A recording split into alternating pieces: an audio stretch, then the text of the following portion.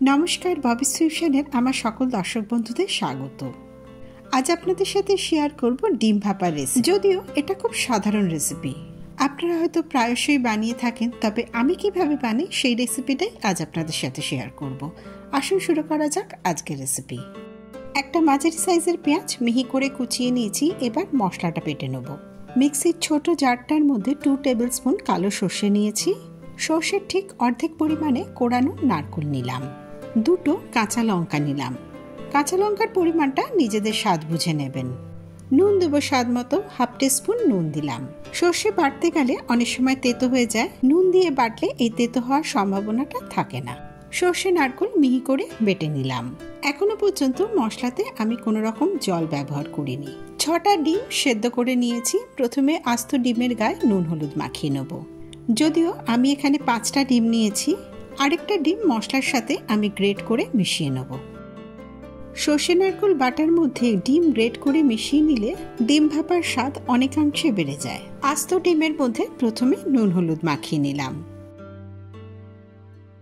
এবার আমি সুতোর সাহায্যে ডিমগুলো অর্ধেক করে কেটে নেব। আপনারা ছুরি দিয়েও কাটতে পারেন, তবে আমার আবার সেদ্ধ ডিম সুতো দিয়ে কাটতে বেশ মজা লাগে। ডিমের মাঝের অংশেও সামান্য নুন হলুদ মাখিয়ে নেব। যে কোনো ভাপা রান্নায় সর্ষের তেলেই স্বাদ ভালো হয়। নুন হলুদ মাখিয়ে প্রথমে ডিমগুলো সর্ষের তেলে ভেজে নেব। গ্যাসে কড়াই বসিয়ে পরিমাণ মতো সর্ষের তেল দিলাম।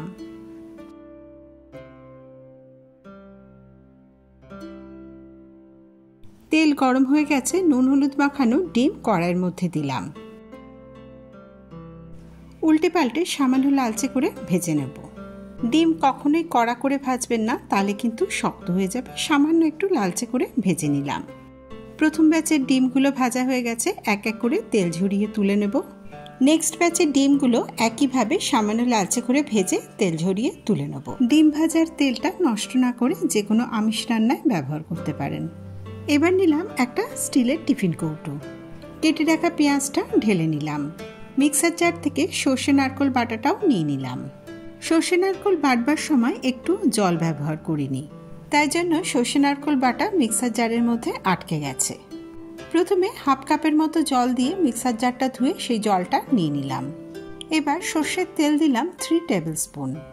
তেলের পরিমাণটা আপনারা আরও 1 চামচ বাড়িয়ে দিতে পারেন। নুন সর্ষে নারকেল বাটবার সময় দিয়ে দিয়েছি। হলুদ গুঁড়ো দিলাম 1/2 টিস্পুন।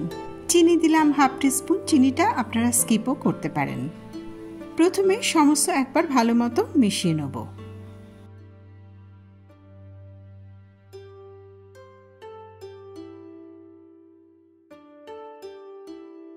খুব ভালো মতো মেশানো হয়ে গেছে। একটা ডিম সেদ্ধ করে যেটা আলাদা রেখেছিলাম সেটা গ্রেটারে গ্রেট করে দিয়ে দেবো। ডিমটা গ্রেট করতে গিয়ে একদম ভেঙে গেল, যদিও তাতে কোনো অসুবিধা নেই।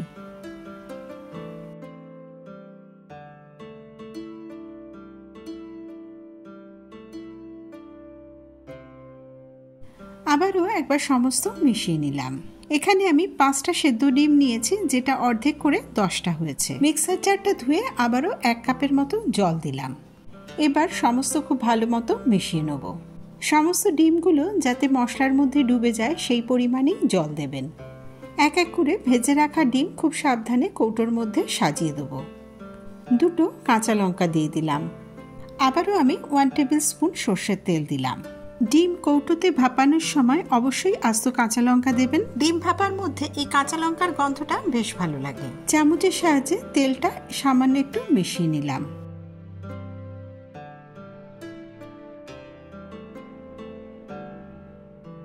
এবার আমি টিফিন কৌটোর ঢাকনাটা বন্ধ করে দেবো। ডিম ভাপানোর জন্য গ্যাসে একটা ঢাকনা দেওয়া পাত্র বসিয়ে কিছুটা জল দিয়ে দিলাম। জলের উপরে টিফিন কৌটোটা বসিয়ে দিলাম। জলের পরিমাণটা এখানে টিফিন কৌটোটা অর্ধেক ডুববে সেই অবস্থায় রাখবেন।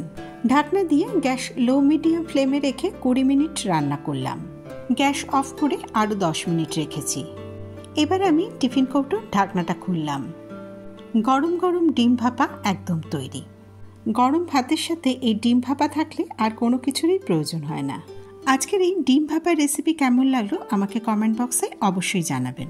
রেসিপি ভালো লাগলে ভিডিওটা লাইক করবেন, বন্ধুদের সাথে শেয়ার করবেন। চ্যানেল সাবস্ক্রাইব করে বরাবরের মতো আমার পাশে থাকার অনুরোধ রইল। পাশে থাকা বেল আইকনটা প্রেস করে দেবেন, যখনই কোনো ভিডিও আপলোড করব নোটিফিকেশন সাথে সাথে আপনার কাছে পৌঁছে যাবে। সবাই ভালো থাকবেন, নতুন রেসিপি নিয়ে আবার ফিরে আসবো।